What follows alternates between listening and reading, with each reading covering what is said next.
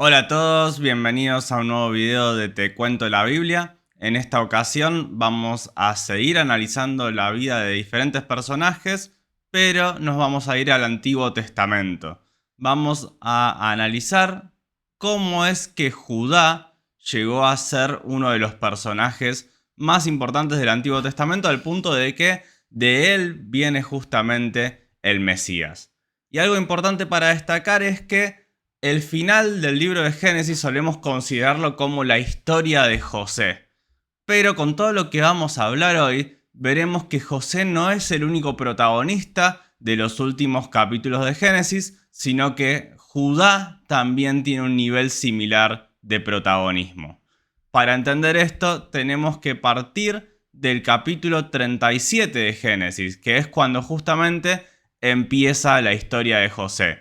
Ahí se nos cuenta acerca de todo el problema que él tuvo con sus hermanos, cómo sus hermanos lo vendieron como esclavo y demás. Y el capítulo 37 termina simplemente con José yendo rumbo a Egipto a la casa de Potifar.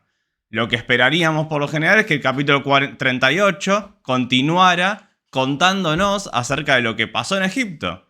Pero no, en lugar de eso, el capítulo 38 habla de algo que pareciera que no tiene nada que ver con nada, para que después en el capítulo 39 ahí sí se retome la historia de José.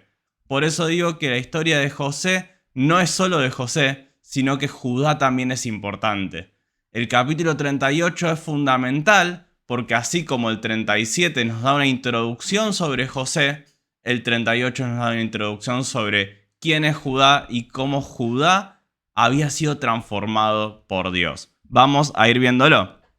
Primero que nada, en el capítulo 37 se nos habla acerca de los hijos de Jacob, como Jacob tenía a José como su hijo favorito por haber sido hijo de Raquel. Jacob tenía dos esposas y dos concubinas, y bueno, Raquel era la esposa de la que él siempre había querido. Con ella había tenido a José y luego a Benjamín. Justamente al nacer Benjamín es que Raquel muere en el parto. Pero bueno, Jacob tenía cierta afición, cierto cariño especial por José, y esto provocaba la envidia de sus hermanos. Así que en el capítulo 37, los hermanos de José planean matarlo.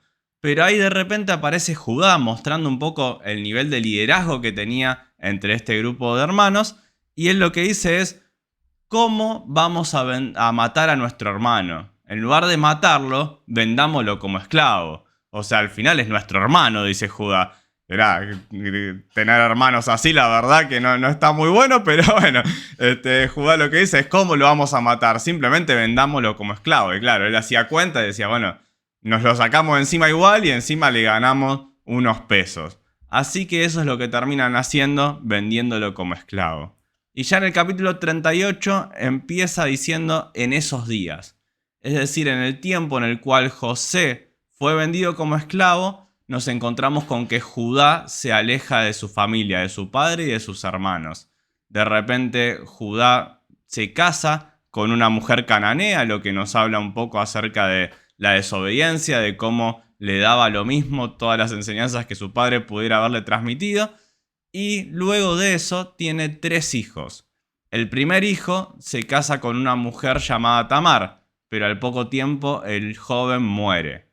Entonces, por las leyes de ese tiempo, el segundo hijo de Judá se casa con Tamar, pero también termina muriendo. Entonces Judá, supersticioso como era, acá vemos que tenía muy poco entendimiento de Dios y evidentemente se dejaba llevar por las supersticiones del momento. Judá no le quería dar el tercer hijo a Tamar como establecía la ley y establecía la costumbre en aquel tiempo. Porque decía: claro, ya le di 2 hijos y los 2 se murieron. Le doy el tercero y me va a dejar sin hijo, me va a matar al último hijo que me queda. Así que lo que hizo fue buscar la manera de salirse con la suya para no entregar a su tercer hijo a que se casara con Tamar. Tamar evidentemente vio esto y lo que hizo fue disfrazarse de prostituta con la finalidad de engañar a Judá. Así es que Judá termina teniendo relaciones con ella pensando que era una prostituta, y a partir de ahí es que Tamar queda embarazada de mellizos, y esos mellizos eran de Judá. Es decir, Judá terminó siendo el padre de los hijos de Tamar. Al final de toda esta situación, Judá termina siendo confrontado con su propio pecado al ver cómo él quería matar a Tamar porque Tamar había tenido hijos con otra persona, pero al final cuando se descubre que Judá mismo había sido el que había tenido relaciones con Tamar, Judá entiende que Tamar era más justa que él. Es decir, alguien que se hizo pasar por prostituta era más justa que él mismo. Y ahí es donde toca a fondo y de algún modo regresa con su familia. Es decir, él en el capítulo 38 entiende verdaderamente quién es Dios y para qué tenía que vivir. Vamos a ver algunos pasajes claves que resumen un poco todo esto y todo el cambio y la transformación que se dio en la vida de Judá. Veamos, la vieja vida de Judá, Génesis 37, del 26 al 27, dice: Entonces Judá les propuso a sus hermanos: ¿qué ganamos con matar a nuestro hermano y ocultar su muerte? En vez de eliminarlo, vendámoslos a los ismaelitas. Al fin de cuentas es nuestro propio hermano. Nada, un poco lo que les mencionaba antes, o sea, Judá queriendo ser de algún modo simpático, ¿no? Parece hasta como, qué bueno Judá cómo piensa en su hermano. En lugar de matarlo, vendámoslo como esclavo. Pero toda esta situación de Tamar de Génesis 38, que bueno, no podemos ver a detalle porque nos extenderíamos mucho, pero sí los animo a que puedan leerlo, lleva a Génesis 38, 26, que dice: Judá los reconoció las cosas que él le había dado como garantía de pago a Tamar y declaró: su conducta es más justa que la mía, pues yo no la di por esposa a mi hijo Sela. Y no volvió a acostarse con ella. Esta frase final es clave porque nos muestra un cambio de actitud en Judá. Era un hombre que consumía prostitutas, evidentemente, por eso llegó a tener relaciones con Tamar. Pero ahí es como que algo cambió. Él reconoce por un lado su maldad, al decir que Tamar era más justa que él, reconoce su maldad y no vuelve a cometer el mismo pecado. Es decir, en lugar de decir, bueno, ya fue, ya que voy a tener hijos con Tamar, me la quedo para mí como esposa, como otra esposa más, no. Él no volvió a acostarse con ella. Reconoció su pecado. Hubo un cambio en su vida. Y este cambio se hace evidente en cómo Judá actúa a partir de ese momento. Veamos en Génesis 43 del 8 al 9, dice: Judá le dijo a su padre Israel: bajo mi responsabilidad envía al muchacho y nos iremos ahora mismo, para que nosotros y nuestros hijos podamos seguir viviendo. Yo te respondo por su seguridad. A mí me pedirás cuenta. Si no te lo devuelvo sano y salvo, yo seré culpable ante ti para toda la vida. En este caso vemos que había una hambruna en toda la región y ellos habían ido a buscar alimento a Egipto porque se había corrido la noticia de que en Egipto sí tenían alimento, justamente gracias a José, que había interpretado el sueño y que había acumulado alimentos. Pero José no les había querido dar alimento a los hermanos si ellos no iban con Benjamín. El problema era que, claro, Jacob no quería deshacerse de Benjamín porque corría riesgo de perder al único hijo que le quedaba de los que había tenido con Raquel. Uno era José, que para él estaba muerto, y el otro era el propio Benjamín.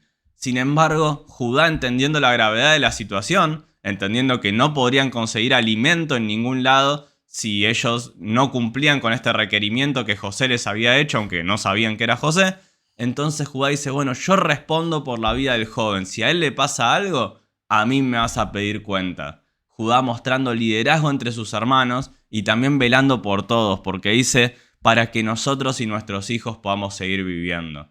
Ya no piensa en sí mismo, sino piensa en toda la familia. Luego la situación sigue avanzando y bueno, ellos van a Egipto efectivamente con Benjamín, pero lo que hace José para ver cómo reaccionaban ellos es poner una copa en el bolso de Benjamín y acusarlo de ser un ladrón. Entonces ahí de nuevo Judá, frente a José, que no sabía que era José, pensaba que era simplemente un ministro del faraón, Judá da el paso al frente y miren lo que dice, Génesis 44, 16 al 18. No sabemos qué decirle, mi señor, contestó Judá. No hay excusa que valga. ¿Cómo podemos demostrar nuestra inocencia? Dios ha puesto al descubierto la maldad de sus siervos. Aquí nos tiene usted, somos sus esclavos, nosotros y el que tenía la copa. Jamás podría yo actuar de ese modo, respondió José. Solo será mi esclavo el que tenía la copa en su poder. En cuanto a ustedes, regresen tranquilos a la casa de su padre. Entonces Judá se acercó a José para decirle: mi señor, no se enoje usted conmigo, pero le ruego que me permita hablarle en privado. Para mí usted es tan importante como el faraón. Pasamos al versículo 30, donde efectivamente hablan en privado.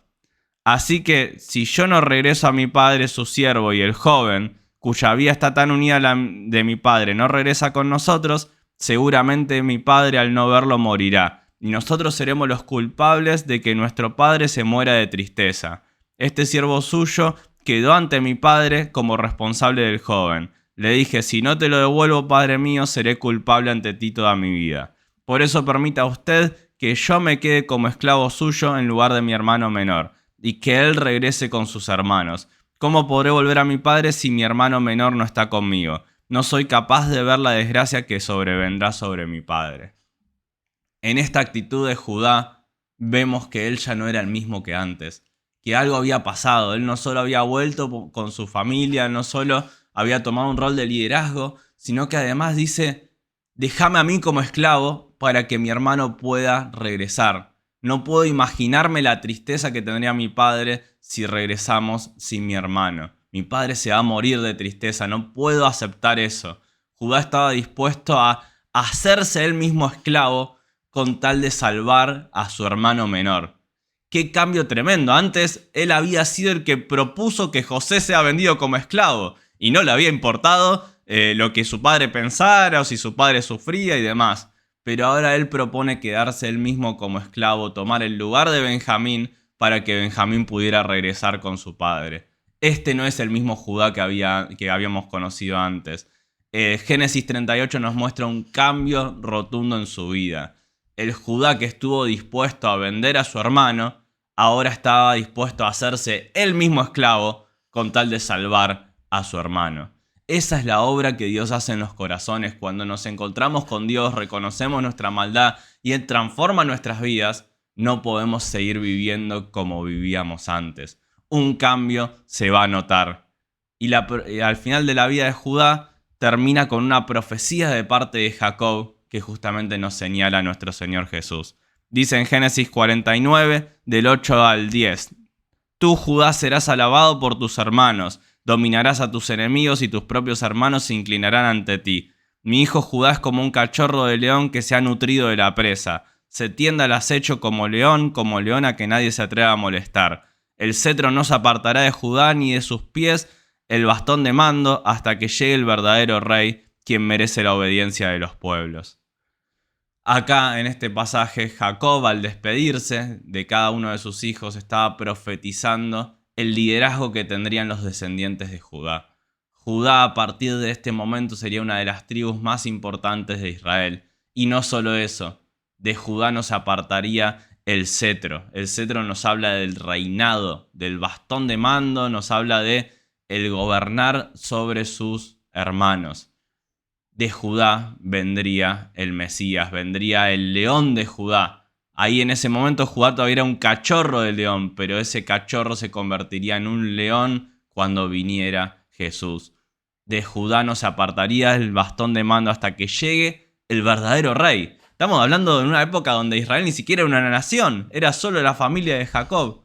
Pero aún así ya se profetizaba que de Judá vendría un rey, el verdadero rey, a quien no solo el pueblo de Israel tenía que obedecer, sino el que merece obediencia de todos los pueblos. La fidelidad de Judá, a pesar de que hizo muchas cosas malas antes de tener este encuentro con el Señor, vemos que su vida cambió y esa fidelidad le permitió ser parte de un plan mucho mayor del que jamás se hubiera imaginado, porque por medio de él el Mesías terminó llegando a la tierra. Y para siempre el Mesías va a ser considerado un descendiente de Judá.